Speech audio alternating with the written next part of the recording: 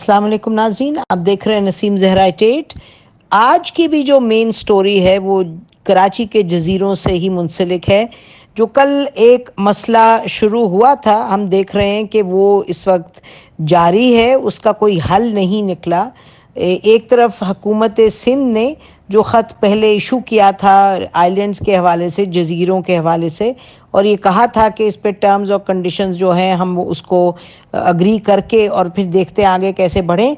उन्होंने उस ख़त को तो यूँ समझिए कि विड्रॉ कर दिया है। आप स्क्रीन पे वो ख़त देख रहे हैं जो आज इनकी तरफ से आया है सुबह सुबह, और उसमें उन्होंने कहा है फेडरल गवर्नमेंट को कि ये मलकियत जो है जजीरे सिंध हुकूमत की है और इस पर फिर बात आगे होगी। मीनवाइल जो इस्लामाबाद में डेवलपमेंट्स हुई हैं इस हवाले से, जो फेडरल गवर्नमेंट है वो कह रही है कि जी हमने तो आप ही के फ़ायदे के लिए काम किया था, आप ही के लिए जो जजीरे वहाँ उनकी डेवलपमेंट्स पे काम किया था। और इस हवाले से शिबली फराज साहब क्या फरमाते हैं, ये सुनिएगा। एक काम है जो कि आप खुद भी नहीं करते और दूसरों को भी नहीं करने देते। कोशिश यही है कि इसमें इकोनॉमिक एक्टिविटी क्रिएट हो। किसकी इंडस्ट्रीज़, यहाँ कराची की, सिंध की इंडस्ट्रीज़ को फ़ायदा पहुँचेगा, यहाँ का रोज़गार पैदा होगा। हम एक डेवलपमेंट कर रहे हैं, हम फॉरेन इन्वेस्टमेंट ला रहे हैं आपके इलाके में। हम आपकी जहाँ पे हुकूमत है, आप वहाँ पे हम एक ऐसा प्रोजेक्ट शुरू करना चाह रहे हैं। ये तो हम एक काम है जो कि डेवलपमेंट का काम कर रहे हैं और उसको ये सियासत की नज़र हमेशा करते हैं। ये तो इनका एक हमेशा रिवायत है। तो अब मसला ये है कि ये एक तरफ ऑर्डिनेंस आ गया है जिसमें ऑर्डिनेंस में बड़ी क्लियरली ये कहा गया है कि ये अब सिंध हुकूमत ने इजाज़त दी है तो ये फेडरल गवर्नमेंट की मलकियत है या उनके पास है, और उसके हवाले से जो उन्होंने आइलैंड्स डेवलपमेंट अथॉरिटी बनाई है उसको वो कह रहे हैं कि उसको चैलेंज नहीं किया जा सकता। और ये भी बता दिया उन्होंने कि बन गई है। हमारे ज़राए कहते हैं कि जो तैनाती होनी है उसको जो चेयर करेंगे, जो उसको लीड करेंगे, वो भी उनका भी नाम कुछ सामने आ गया है। और लेकिन सिंध गवर्नमेंट ज़ाहिर है इससे इत्तफाक नहीं कर रही। अब ये आगे किस तरफ बात जाएगी। जी मुर्तज़ा वहाब साहब, आपने सुना है कि फेडरल जो इंफॉर्मेशन मिनिस्टर हैं शिबली फराज साहब, वो फरमाते हैं कि सिंध हुकूमत ख़ुद भी तरक्याती काम नहीं करती, और अगर कोई करना चाहे, in this case federal government जो जजीरे हैं उन पर तरक्याती काम करना चाह रही थी, और आपने खाम खा इस पर उसको यानी इतना बड़ा मसला बन गया उसका। जिस हुकूमत ने पिछले 2 सालों में खुद कोई काम नहीं किया, आज वो सिंध हुकूमत को इस तरह के ताने दे रही है। मुझे अफसोस के साथ कहना पड़ता है, सिंध हुकूमत जब आइन की सरबुलंदी की बात करती है, जब सिंध हुकूमत एजिटेट करती है अपने आइनी हुकूक के बारे में, तो पता नहीं क्यों वफाकी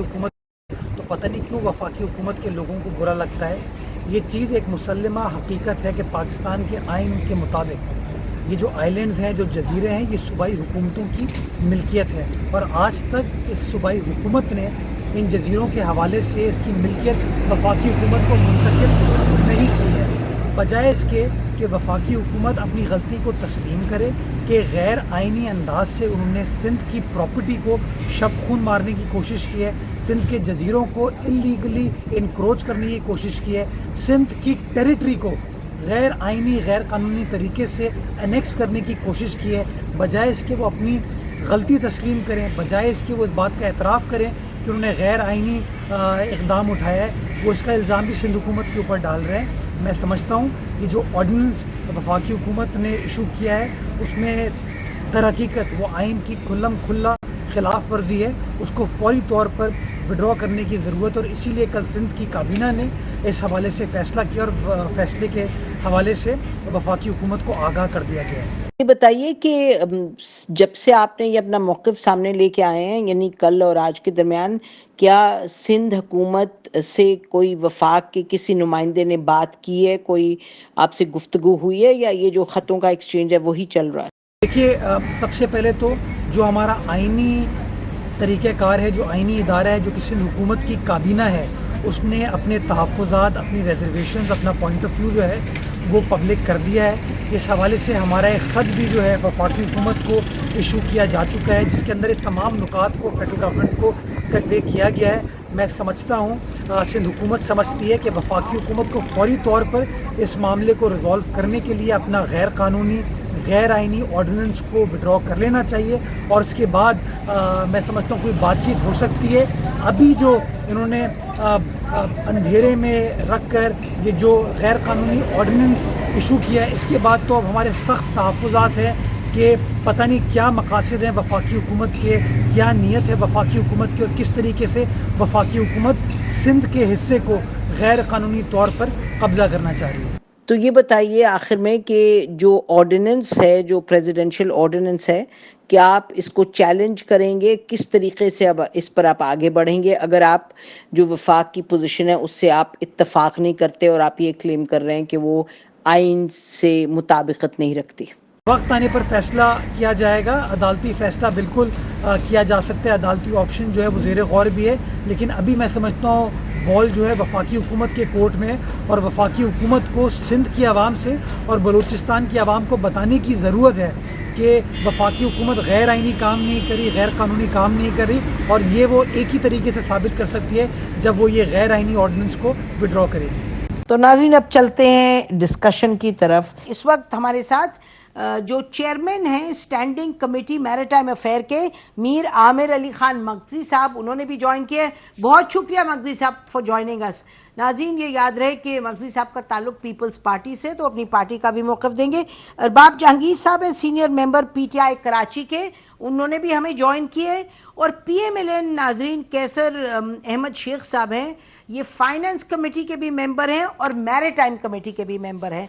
तो ये देखते हैं ज़रा कि पार्लियामान को ये एक इशू मैरिटाइम से इसका ताल्लुक है, वो क्या इस पे कहते हैं। मगजी साहब, आपसे शुरू करते हैं। पहले ये फरमाइए कि अभी आपने जो जिसका ख़त का जो हमने अभी हवाला दिया वो हमने आपको पढ़ के भी सुनाया और ये बात क्लियर हो गई, उन्होंने ट्वीट भी कर दिया इस पर अली जैदी साहब ने। तो फिर ये मामला क्या है? इस पर ऑर्डिनेंस को इतनी सख्ती से उसको कह देना कि जी हम इसको एक्सेप्ट नहीं करते, हालांकि खत एक लिखा था और कहा था ये हम आइलैंड आपके हवाले करते। व्हाट इज द इशू मगजी साहब? नहीं, आपकी इशू तो कल हुआ है। ये पॉलिटिकल पार्टीज हमारी जो इस वक्त सिंध हुकूमत पाकिस्तान पीपल्स पार्टी के पास है, गवर्नमेंट फेडरल गवर्नमेंट में तहरीक इंसाफ और उनके इत्तेहादी हैं। मकसद हमें देखें पॉलिटिसाइज करने का वक्त उस वक्त होता है जब एक पॉलिटिकल इशू चल रहा है। This is not shouldn't be a political issue, this is ये मैटर ऑफ पाकिस्तान के आइन के ऊपर अगर आप देखें आर्टिकल 172 जो बड़ा सिग्निफिकेंटली अगर आप पढ़कर आपको बताए तो it says very clearly, Article 172(1) of the Constitution, ownerless property shall vest in the government of the province. Very clearly it says, ठीक है जी।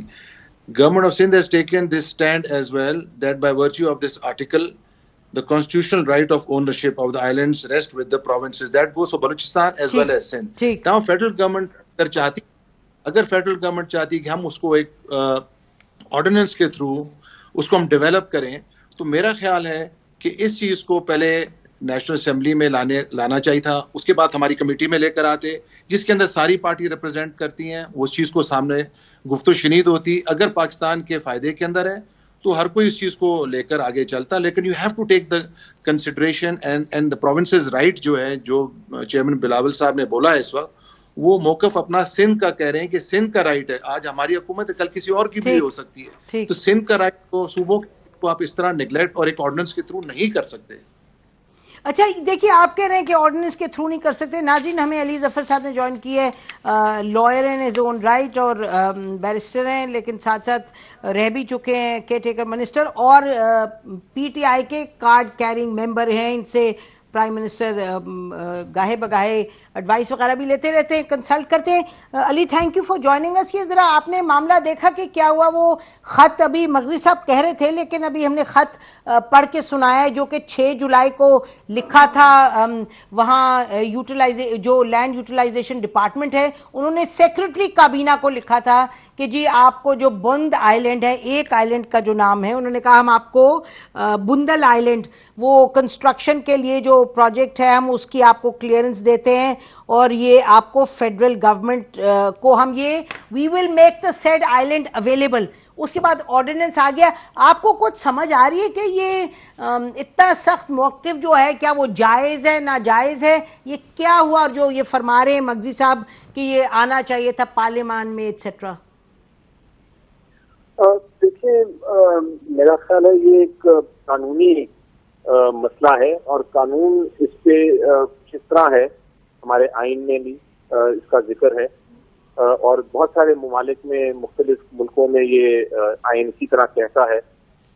आइलैंड जब होते हैं, आइलैंड का मतलब है कि वो टेरिटोरियल वाटर्स में है। अगर वो टेरिटोरियल यानी समुंदर में है वो आइलैंड, तो उसके ऊपर कानून बना सकती है फेडरल हुकूमत उसकी डेवलपमेंट के लिए। लेकिन उसकी क्योंकि ये लैंड टेक्निकली सिंध हुकूमत का है, तो एक एनओसी की जरूरत होती है, यानी एक परमिशन की जरूरत होती है सूबाई हुकूमत की कि आप इसको डेवलप कर सकें। और ये मुझे लगता है ये लेटर जो आपने पढ़ा कि ये परमिशन अप्लाई की होगी और उसके बाद कंसिडर करने के बाद ये लेटर इशू हुआ होगा। अगर ये लेटर है तो फिर उसके बाद ऑर्डिनेंस या कानून के जरिए डेवलपमेंट अथॉरिटी बनाई जा सकती है।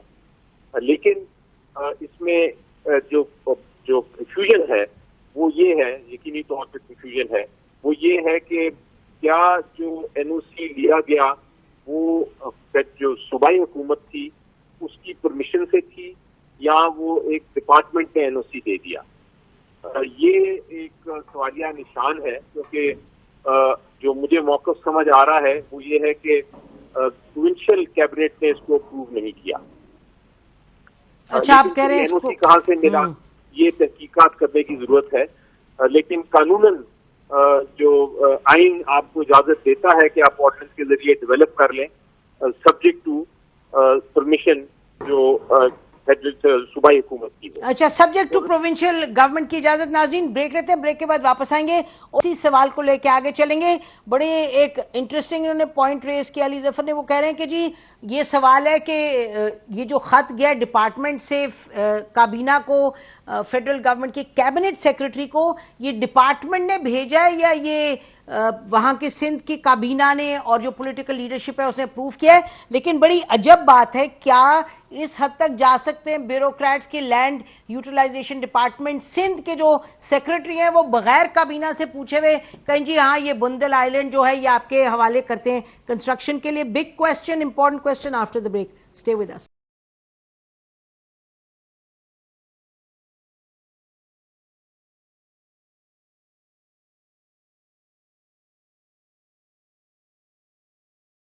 वेलकम बैक नाज़रीन। हम बात कर रहे हैं जो आइलैंड्स डेवलपमेंट अथॉरिटी बनी है, जिसको बड़ी क्लियरली सिंध के हवाले से तो बिलावल भुट्टो ने बड़ी एक सख्त मौक़िफ़ इख्तियार किया। उन्होंने कहा आप वो कर रहे हैं जो कि मोदी करता है, वहाँ हिंदुस्तान की जो हुकूमत है वो मकबूजा कश्मीर में करती है। तो ये बहुत सख्त मौक़िफ़ है और ज़ाहिर है बड़ी सख्त इस वक्त ऑपोजिशन के मूड में है और गुस्से में है सिंध गवर्नमेंट।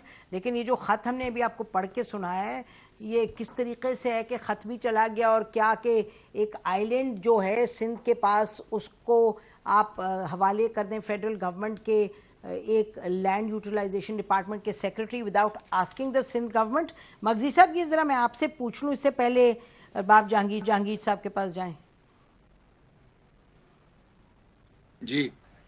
जी मगजी साहब, ये कोई हो सकता है कि ये इजाज़त दे दें बगैर अपनी गवर्नमेंट से पूछे हुए सिंध गवर्नमेंट से? देखिए, आप खुद ही इस चीज को समझते हैं, आइन को, कानून को।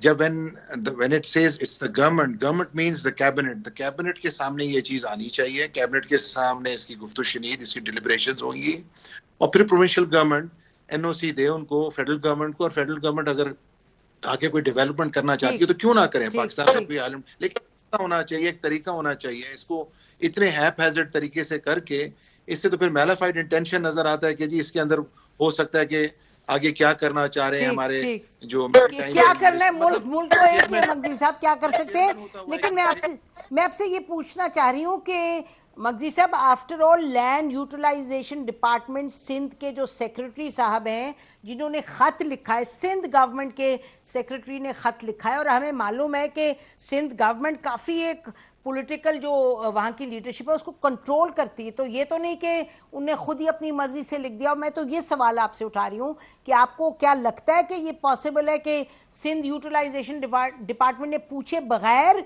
क्लियरेंस के बगैर सीएम के तो ये कर दिया हो? नहीं, करना तो नहीं चाहिए, ना ही कर सकते हैं। आपको यू आर वेरी राइट कि LU land utilization does not work without the consent of the provincial government and the chief minister. That is irrelevant. बिल्कुल इसमें हकीकत है। और इतना बड़ा एक इशू एक देना इस वक्त जहां पे एक फेडरल और गवर्नमेंट में डिफरेंस भी है, क्योंकि they are two different governments. तो अब मुझे नहीं समझ आई है, जब तक हम देखें नहीं इस लेटर को, इसके ऊपर हम क्या कमेंट कर सकते हैं कि किस किस्म का लेटर है और कहां से गया। और बिलावल साहब ने अगर ट्वीट किया है तो वो भी इस तरह ट्वीट नहीं करेंगे, because I am sure he would have known, he would have never tweeted. तो मुझे लगता है कि इसके अंदर ये देखना पड़ेगा और इसका जवाब लेना पड़ेगा उन एजाज हुसैन बलोच साहब से कि उन्होंने किस किस्म से और कहां से, किसके कहने पे इस तरह का एक लेटर निकाल के भिजवा दिया। बिल्कुल बिल्कुल बिल्कुल। नाज़रीन, हम कोशिश करेंगे कि सिंध गवर्नमेंट से किसी का मौक़िफ़ लें, लेकिन अरबाब जहांगीर साहब पीटीआई के नाज़रीन लीडर हैं कराची से, तो शायद अरबाब जहांगीर साहब आपने कुछ इस पर थोड़ा सी रिसर्च ज़्यादा की हो, कुछ बताइए आपको क्या समझ आ रही है कि ये क्या हुआ है? सियासी बयानबाजी बाद में, पहले मुझे बताएं कोई हकायक आपके पास हैं जिसको हमने अभी तक बयान नहीं किया? बहुत शुक्रिया नसीम लाला साहब, आपने मुझे अपने प्रोग्राम में मौका दिया। लेकिन एक तस्हीह कर लें कि आप मेरा नाम हमेशा थोड़ा सा गड़बड़ कर देती हैं। मेरा नाम आफ्ताब जहांगीर है। तो मैं आफ्ताब जहांगीर तो कह रही हूँ, अरबाब जहांगीर का। अच्छा भाई माफ करें, आप भी मेरा नाम गलत ले लें एक आध दफा। I am sorry. चलिए नहीं सॉरी भाई, सॉरी। चलिए फरमाइए। अच्छा देखिए नसीम जया साहबा, मैं अभी तक ये समझने से कासिर हूँ, क्योंकि हकीकतन बात ये है कि ये कल आज जब तक ये नोटिफिकेशन नहीं आया या ऑर्डिनेंस नहीं आया, उस वक्त तक हमें मेरे भी इल्म में नहीं था कि इस किस्म की कोई कार्रवाई हो रही है, क्योंकि ना ये पार्लियामेंट में डिस्कस हुई, ना किसी फोरम पे ये डिस्कस हुई। लिहाजा इसलिए इसमें कि अंदर की डीप कोई बात है वो तो मेरे इल्म में नहीं है। लेकिन जहाँ तक आप मेरी राय लेना चाहें तो वो मैं दे सकता हूँ कि मैं ये समझना चाहता हूँ और कि भाई अगर कोई काम, अगर आइन उसकी इजाज़त देता है कि मुल्क के बेहतरी के लिए, इस सूबे की बेहतरी के लिए किया जा रहा है, तो उसमें क्या एतराज़ होना चाहिए, चाहे वो वफाक कर रही है एतराज़ या सूबा कर रही है, दोनों को नहीं करना चाहिए। अगर कोई आइलैंड डेवलप हो रहे हैं तो उससे यकीनन वहाँ पर अब उसकी ये नोयत अलग होगी कि वो किस किस्म का चीज़ के लिए डेवलप हो रहे हैं। लेकिन मैंने जो दुनिया में घूमा फिरा और देखा, मैंने आइलैंड से लोगों ने कितनी इनकम जनरेट करते हैं पूरे मुल्क। तो लिहाजा अगर तो कोई चीज़ ऐसी है तो उसे करना चाहिए। और अगर वो समझते हैं कि ये इतनी बेहतर चीज़ थी जिस पर सिंध गवर्नमेंट को कर लेना चाहिए, तो पिछले 11-12 साल से सिंध गवर्नमेंट की हुकूमत है, उसने कभी इस तरफ क्यों नहीं तवज्जो दी, जबकि उसको सख्त तवज्जो की ज़रूरत है, क्योंकि सूबा जो है वो उसकी डेवलपमेंट के लिए रिसोर्सेज का होना बहुत ज़रूरी है। अच्छा, इसी तरह मैं ये कहूँ कि एक सेक्रेटरी साहब, एक ब्यूरोक्रेट्स ने ये जो लेटर एनओसी का जारी किया है, यकीनन इसके पीछे उसने एडवाइस ली होगी, क्योंकि मेरा जब वास्ता पड़ता है ब्यूरोक्रेसी के साथ, वो छोटी छोटी फुल स्टॉप और कॉमा के ऊपर जो है ऑब्जेक्शन लगा देते हैं कि नहीं जी ये ऐसे नहीं हो सकता और ऐसा नहीं होता। तो इतना बड़ा लेटर जो है वो सिंध गवर्नमेंट की कंसिडरेशन के बगैर कैसे निकला? अच्छा, इसमें दो बातें हो सकती हैं। जो अब आप मुझे कहेंगी कि आफ्ताब आपने सियासी बात कर दी, मैं सियासी बात नहीं कर रहा। मैं ये कह रहा हूँ कि अभी पिछले दिनों की, आपको याद होगा कि मैंने आप ही के साथ एक प्रोग्राम किया था बारिशों के दौरान, उसमें 1100 अरब रुपए का एक कहानी आई थी, और उस वक्त वहां पर बैठकर प्राइम मिनिस्टर और वजीर आला सिंध जो है और गवर्नर सिंध जो थे और दूसरे वज़रा की मौजूदगी में ये ऐलान हुआ और कहा गया कि 1100 का एक पैकेज है जिसकी सुपरविजन जो है उस पर चीफ मिनिस्टर साहब करेंगे। और उसके बाद वो बाहर निकलते ही उसको मुतनाज़ा बना दिया गया और मुर्तज़ा वहाब के जरिए एक प्रेस कॉन्फ्रेंस करके एक बयान लगा दिया कि नहीं जी इसमें तो 800 हमारे और 300 उनके हैं।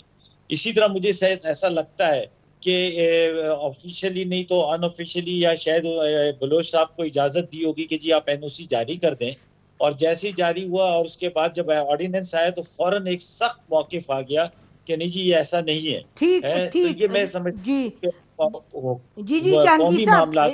आफ्ताब जहांगीर साहब, ये जरा वैसे कयास से राय है तो इसलिए मेरा ख्याल है हम कयास से राय नहीं करते, हम कोशिश करते हैं इसके हम तह तक पहुँचे। अभी हमारे साथ नाज़रीन PMLN के लीडर कैसर शेख साहब भी हैं, इनका भी ताल्लुक़ है मैरिटाइम जो कमेटी है, स्टैंडिंग कमेटी नेशनल असेंबली की और फाइनेंस की भी। शेख साहब, आपको कुछ समझ आ रही है इस मामले की? ये बताइए, मैरिटाइम कमेटी में किसी वक्त भी इस पर कोई डिस्कशन हुई, कुछ बात हुई? और जो वहाँ के आपके मिनिस्टर हैं, आप ही के शहर से हैं, अली जैदी साहब, कभी इस पर कोई बातचीत हुई कि जी इसको करना है? एक आइलैंड्स डेवलपमेंट क्या जो कमेटी बन रही है, अथॉरिटी बनी है, इसके पर कभी बात हुई कि जी इस तरह की चीज़ होने जा रही है? बिस्मिल्लाहिर्रहमानिर्रहीम। नसीम दहरा, बड़ा अहम टॉपिक आप डिस्कस कर रही हैं। देखिए, हमने जमहूरियत तो एक मजाक बना लिया ना कि जब जिसका दिल करे प्रेसिडेंट साहब का ऑर्डिनेंस आ जाए। देखिए, सब हम हजरात कह रहे हैं, यहाँ हमारे चेयरमैन मुफ्ती साहब भी हैं, वो भी कह रहे हैं, आफ्ताब जहांगीर साहब भी कह रहे हैं कि ये चीज़ तो देखिए ना, इन्हीं चीज़ों के लिए तो असम्बली और पार्लियामेंट होती है।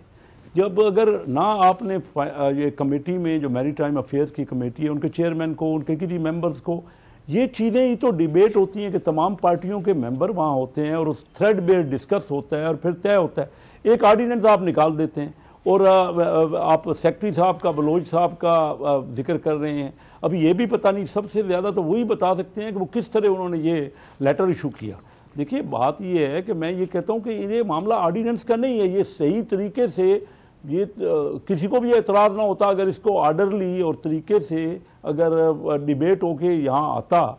देखिए, फेडरल गवर्नमेंट चाह रही है डेवलपमेंट हो, अच्छी बात है। अगर कोई नया आइलैंड में डेवलपमेंट होती है, शायद प्रोविंशियल गवर्नमेंट के पास इतने फंड्स भी ना हो कि वो डेवलप कर सके, लेकिन यही बात प्रोविंशियल गवर्नमेंट के कंसेंट से होनी चाहिए। इस तरह एक सेक्रेटरी साहब ने भेज दिया, वो बताएंगे किस तरह उन्होंने भेज दिया बगैर प्रोविंशियल गवर्नमेंट के पूरा कंसेंट के साथ, और ये किसी को पता भी नहीं है। मैं पहली बार आपसे सुन रहा हूँ, इतना अहम मैटर है जब वो आप डिबेट ही नहीं करेंगे। आज तक यहाँ मक्सी साहब से पूछ लीजिए, उनके भी नॉलेज में नहीं है। तो ये किस तरह, अली जैदी साहब भी बताएं कि वो क्यों उन्होंने ये इस तरह किया। उनको एक मिनिस्टर हैं, ये अगर वो समझते हैं कि तमाम मामलात ऑर्डिनेंसों से तय होने हैं और असम्बली तो फिर इसकी ज़रूरत ही नहीं है, असम्बली को क्यों हमने रखा हुआ है और क्यों इतने मेंबर्स हैं और डिबेट करते हैं। तो ये बड़े अहम इशू है, कराची से भी रिलेटेड है और सिंध गवर्नमेंट से भी जी बिल्कुल ठीक कह रहे हैं। हम ब्रेक लेते हैं, जी जी सही फरमा रहे हैं, ब्रेक लेते हैं ना, ब्रेक के बाद वापस आते हैं। लेकिन एक और बात हम बताते चले आपको कि ये 1973 में 1973 में ये जो आइलैंड्स हैं, ये पोर्ट कासिम अथॉरिटी को ये बताया जा रहा है कि हैंड ओवर किए गए थे। तो जो कोई हुकूमत के पास डॉक्यूमेंट्स है वो इसको भी रिफर करते हैं कि ये पोर्ट कासिम अथॉरिटी को 73 में आइलैंड्स दे दिए गए। तो अगर 73 में आइलैंड्स दे दिए गए तो फिर ये सिंध हुकूमत के पास कैसे गए? ये हुकूमती जो ज़राए हमारे, ये उनका मौक़िफ़ है, वो कहते हैं ये डॉक्यूमेंट्स काबीना में डिस्ट्रीब्यूट हुए। तो अब इसकी तह तक पहुंचना होगा। और हमारा ख्याल ये कि $1 मिलियन क्वेश्चन तो ये है कि वो जो सेक्रेटरी साहब है लैंड यूटिलाइजेशन डिपार्टमेंट के, उन्होंने तो अपनी तरफ उन्होंने तो ख़त लिखा है, ये ख़त तो सामने आए हैं, इस ख़त को कोई चैलेंज नहीं कर रहा। तो कोशिश करते हैं ज़रा इसकी तह तक पहुँचें और फिर बात करते हैं। हम अली ज़फ़र साहब से भी ज़रा तफसील में पूछते हैं। ब्रेक लेते हैं, हम स्टे विद अस।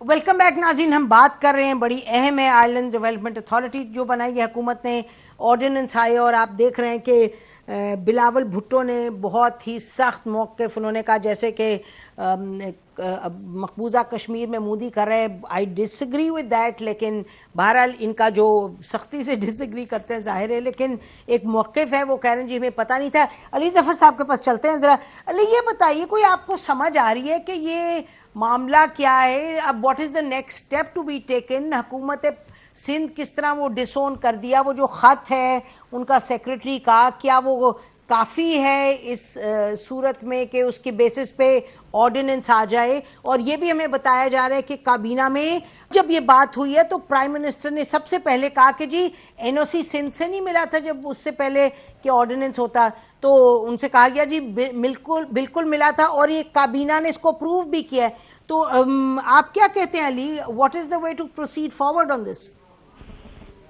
देखिए, सबसे पहले तो क्योंकि ये ऑर्डिनेंस है तो इसकी मुद्दत आपको पता है कि ये हमेशा के लिए नहीं होता, कि एक लिमिटेड मुद्दत होती है। तो इवेंचुअली इस मामले में पार्लियामेंट में जाना ही है। मैं सुन रहा था अभी सबकी तरफ से तनकीद के इसको पार्लियामेंट में होना चाहिए था पहले, ताकि सबका मौक़िफ़ आता। तो ठीक बात है, दुरुस्त बात है, पार्लियामेंट में चला जाएगा इवेंचुअली, क्योंकि ऑर्डिनेंस हमेशा के लिए नहीं होता। अब मसला आया जो जिसका पहले भी मैंने इशारा किया था और जिसका आपने भी बात जिक्र किया कि ये सेक्रेटरी साहब जो हैं ये किस तरह अप्रूव कर सकते हैं सिंध हुकूमत की इजाज़त के बगैर, क्योंकि कानून यही है कि अगर इजाज़त मिल जाए सिंध हुकूमत की, अगर एनओसी हो जाए तो फिर हुकूमत जो फेडरल हुकूमत है वो किसी भी इलाके में जाके तो डेवलपमेंट कर सकती है। और ये ऑर्डिनेंस उसी की एक स्टेप है। डेवलपमेंट अथॉरिटी बनाई गई ताकि वो डेवलपमेंट हो सके। तो एनओसी लगता तो मुझे ये है, जो आपने पढ़ा भी अभी, कि ये एनओसी सेक्रेटरी ने बाकायदा परमिशन लेके ही किया होगा। ये खुद वो इतनी बड़ी स्टेप नहीं ले सकते। अगर किसी तरह वो आ जाते आपके टेलीविजन स्टेशन पे और इसका मौक़िफ़ क्लियर हो जाता तो ज्यादा बेहतर था, लेकिन अजम्पशन यही करनी पड़ेगी हमें कि ये हुकूमत सिंध की इजाजत से ही हुआ है। और अगर आप वो इजाजत विड्रॉ करना चाहते हैं और इसको पार्लियामेंट में ले जाके डिबेट करना चाहते हैं तो वो भी मौका आ जाएगा, क्योंकि जब ये ऑर्डिनेंस खत्म होगा तो वो आपके पास हो जाएगी बात। अब जहाँ तक कानून का ताल्लुक है, आइन का ताल्लुक है, वो भी बड़ा वाज़ेह है।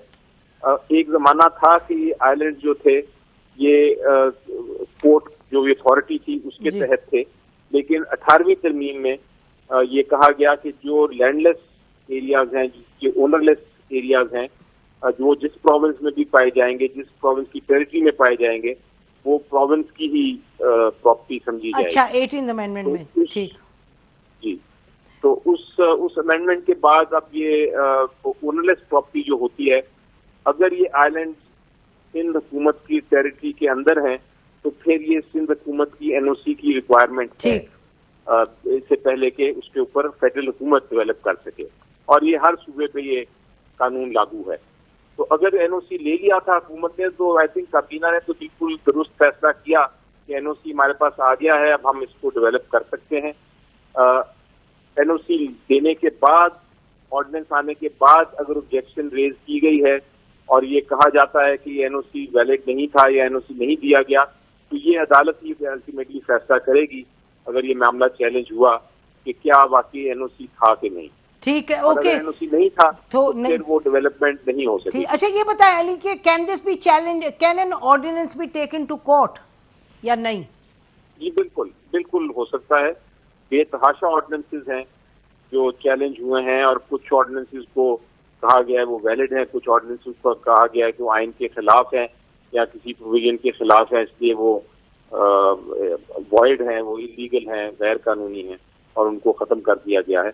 तो ये कोई इतनी अजीब बात नहीं, हजारों केस हैं पेंडिंग और डिसाइडेड अदालतों में जिसमें ऑर्डिनेंसेस चैलेंज हुए हैं। अच्छा, ठीक है। तो आखिरी सवाल मैं इस पे पूछती हूँ आपसे शेख साहब के ये मैरीटाइम कमेटी इस पर कोई बात करेगी? कुछ आप लोगों ने आपस में, यानी ये सुबह से अब तक मामला चला है, बहुत घंटे गुजर गए हैं, कि आपकी पीपल्स पार्टी की जो आप लोग मेंबर्स हैं इसके कमेटी के, इस पे कोई डिस्कशन हुई कि मैरीटाइम कमेटी इसमें कोई इन्वॉल्व हो या कुछ करे या सवाल उठाए या नहीं? पार्टी के हवाले से तो अपनी जगह पे बिल्कुल है, लेकिन me as a chairman of the committee I have a responsibility to fulfil that. I will definitely put up on the agenda right away कि इसके ऊपर हमें क्लेरिफिकेशन गवर्नमेंट दे कि उन्होंने सिंध गवर्नमेंट से क्या किस्म का एनओसी लिया है या नहीं लिया है, और ऑर्डिनेंस की क्यों जरूरत पड़ी, अगर ये असेंबली में क्यों नहीं लेकर आए बिल पास करवाने के लिए, ऑर्डिनेंस की क्या जरूरत पड़ी, इतनी इमरजेंसी कौन सी है, या ऐसे कौन से फंड्स हमारे पास आ गए हैं जिसके लिए इस आइलैंड के ऊपर एकदम से डेवलपमेंट करना जा रहे हैं। वहां बस पानी का फुकदान है, वहां पे कमेटी की मीटिंग अभी हुई है, एक आप उसमें एक तो ऐसा फॉरेन कोई जिक्र आइलैंड नहीं हुआ। को डेवलप करना चाह रहे हैं, तो ये चीजें सोचनी पड़ी है। बहुत अच्छी स्कीम अगर करें, but this has to come in the assembly in our committee right away इंशाल्लाह। जी, when you say right away माने कब आप इसको रेस करेंगे कमेटी में? When will you convene the committee? देखिए जी, अभी तो ये तो आज की बात है, तो कल जो है मैं अपने सेक्रेटरी को बोलूंगा कि जी इस चीज को, इशू को आप लेकर आए, committee has to be informed and then a date has to be set, it will take about at least a week or सो।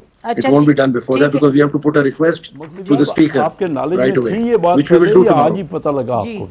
ठीक है जी, बहुत बहुत नहीं जी, मुझे जी अखबारों से पता चला है, टेलीविजन से और दोस्तों से, लेकिन मुझे कुछ नहीं पता चला, बल्कि I try to get in to find out and I will. बढ़िया हैरानी की बात है, लास्ट वीक तो मीटिंग हुई है हमारी कमेटी की, अच्छा, उसमें तो कोई जिक्र नहीं हुआ। जी बिल्कुल, शेख साहब सही कह रहे हैं, लास्ट वीक हमारी मीटिंग थी, उसपे कोई ऐसी बात नहीं आई। सेक्रेटरी हमारे मैरीटाइम के बैठे थे वहाँ पे, सब थे, डीजी वगैरह पोर्ट्स आए हुए थे, कोई ऐसी बात नहीं हुई। वहाँ ऐसी बात नहीं हुई। बहुत शुक्रिया आप सबका प्रोग्राम में हमें शरीक होने का और ये बताने का। हमारा आज का प्रोग्राम यहीं ख़त्म होता है नाज़रीन। खुदा हाफिज़। पाकिस्तान जिंदाबाद।